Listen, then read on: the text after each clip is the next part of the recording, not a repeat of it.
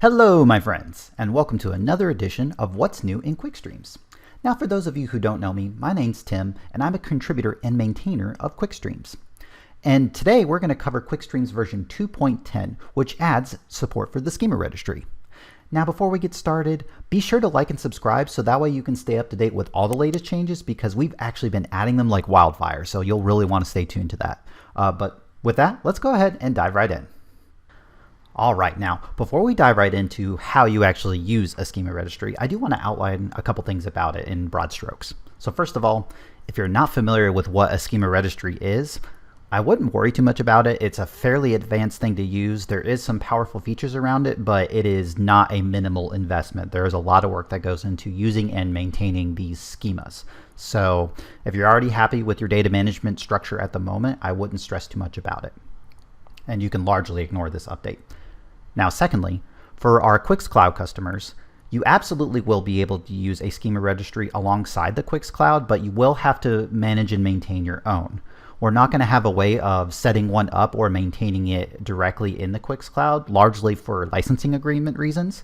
And so because of that, you are going to have to maintain that yourself. And we will show you how to connect to it, and everything will work as expected, but you are going to lose the ability in the cloud to get the niceties that we have there, like being able to do data visualization with the messages, for example, or inspecting those messages. But everything should work as expected. Now with that, if you're still interested in using the schema registry, let's go ahead and dive into how you do it. All right, let's talk about how you actually use a schema registry. Now, for the most part, it's actually going to be a pretty straightforward addition for those of you who are already using schemas, because it is in fact just a natural extension of that. So to start, let's talk about what schemas are supported with it, or serializers. And we have JSON Schema, Avro, and Protobuf, which is actually the serializers that we support in general right now. So it should be pretty easy to remember which ones you can use.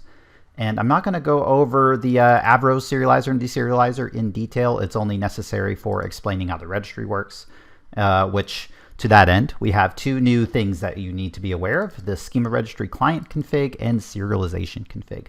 Now, the serialization config is a strictly optional portion of it, and it's only used by some of the serializers. So check the documentation. It's going to outline which ones actually use that, but it's good to be aware of it because it is a way to change some options that we'll go over over here in a second.